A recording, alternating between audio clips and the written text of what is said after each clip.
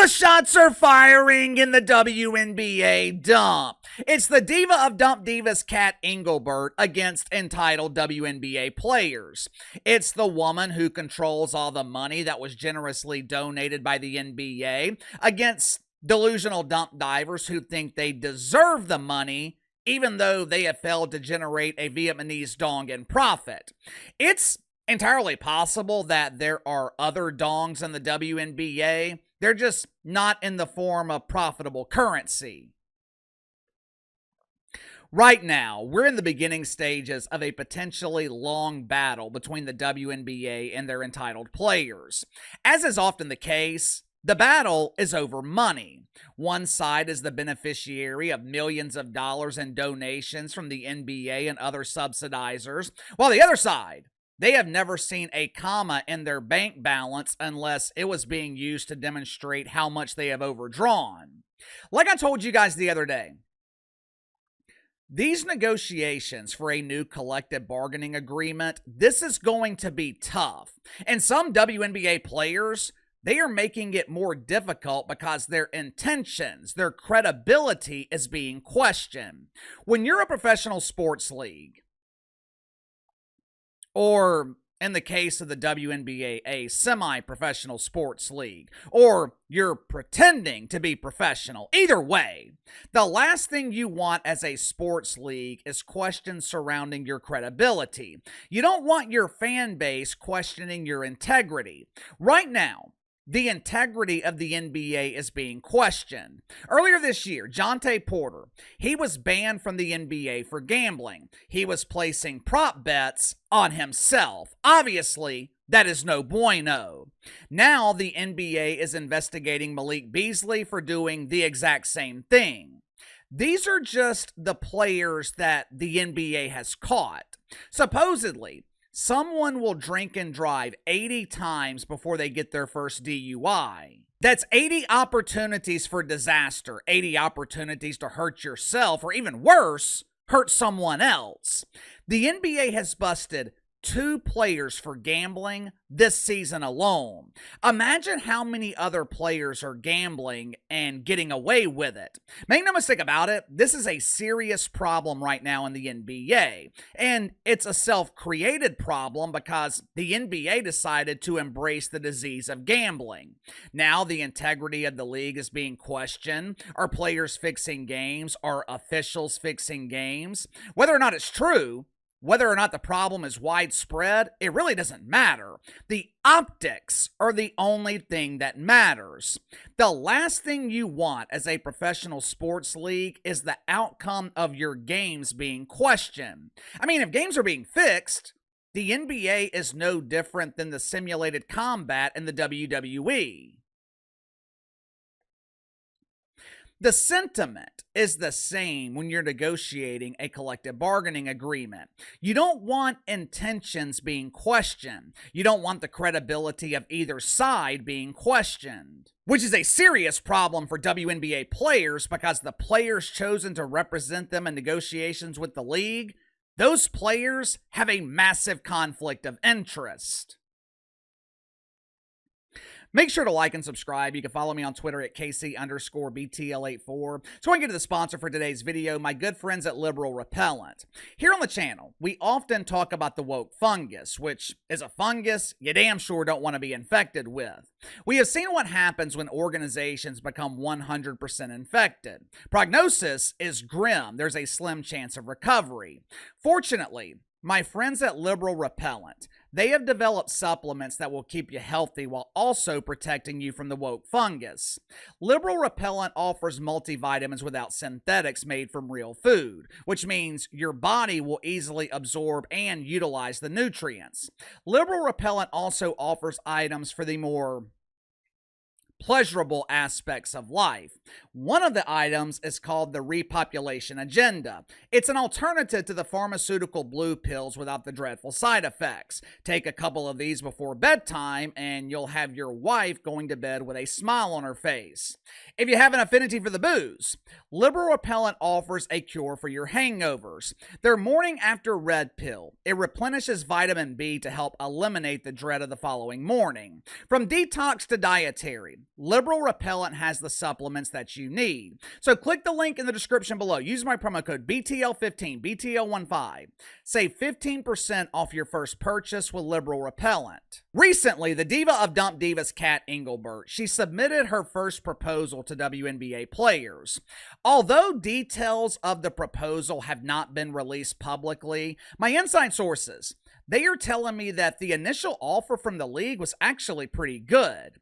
WNBA players have demanded upgraded amenities. They're tired of waiting on the local YMCA team to finish practice so they can utilize the court. They're also tired of watching prepubescent boys make layups that they're not capable of making. In response to these demands, Cathy Engelbert put additional money in the budget. She had basketball goals installed in cul-de-sacs in the neighborhood. Now, WNBA players, they no longer have to share practice space with real basketball players. They just have to watch out for cars. My sources, they're also telling me that CAP provided significant increases to minimum wage salaries. Instead of players being paid in Ethiopian breadcrumbs, they're now being compensated in the currency of their choosing. Now, of course, they are not allowed to choose dollars. With 30 years of unprofitability, the WNBA cannot afford to pay in actual dollars. But WNBA players, they can now choose to be compensated in any other currency of their choosing. Imagine my surprise. Just imagine my surprise when I found out that Bob Greiner requested to be paid in Vietnamese dongs. All kidding aside, WNBA players, they were offended by the first proposal from the league. Satu Sabali claimed it was a slap in the face. Rod Stewart, but my name is Bree. It doesn't matter what your name is. According to Breanna Stewart, WNBA players are frustrated with the offer. They completely ignored us. We asked for more money and less work. They offered more money, but they expect us to play more games. Bye, Felicia. It is entirely possible that Bree Stew is telling the truth. It's entirely possible that she is voicing the concerns of players throughout the dump. But there's just one problem, one tiny problem. Like most players in the WNBA, Breanna Stewart, she's got multiple jobs. Not only is she a pretend basketball player for the New York Equality, Breanna Stewart is also the vice president of the WNBA Players Union. Impressive, right? I mean, sure, she's the vice president of a union that doesn't have money, but the title alone is impressive, right? As vice president of the Players Union, Breanna Stewart is responsible for representing the interest of WNBA players. In this case, their primary interest is making enough money to live above the poverty line. But as it turns out, Bree Stew is also an entrepreneur. Last year, she launched a secondary dump. She launched a secondary pretend basketball league called Unrivaled.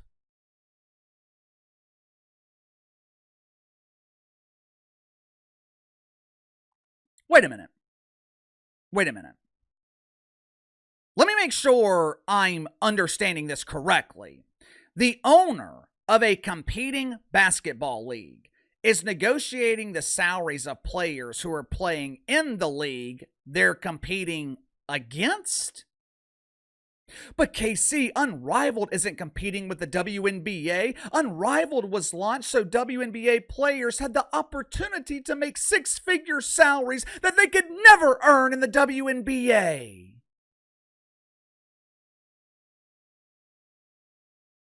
I'm pretty sure that is the definition of conflict of interest. It would be the equivalent of YouTube giving me the power to control the algorithm. It would be like YouTube giving me the responsibility to determine which channels are going to be promoted.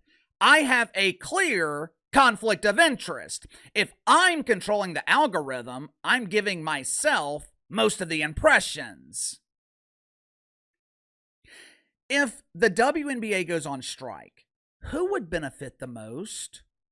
It's not the NBA. Well, NBA owners would benefit. They would save millions of dollars if the WNBA went on strike. But the biggest beneficiary of a labor strike in the dump is Unrivaled, the secondary dump that Breanna Stewart launched with Napheesa Collier. Now, fun fact.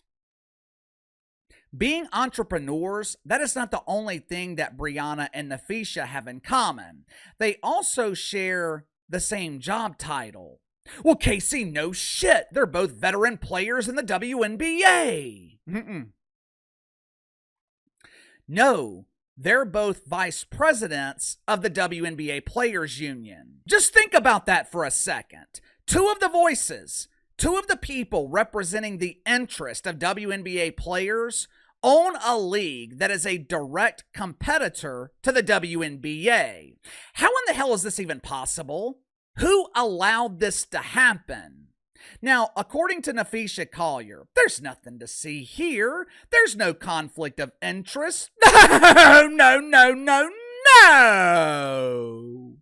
I'm a girl's girl. Girl power. Why would I want WNBA players making less money? Do I even need to answer that question? Oh, I don't know. Maybe you want them making less money so more players would join your embarrassing failure of a league. Make no mistake about it. The first season of Unrivaled, it was a huge embarrassing failure.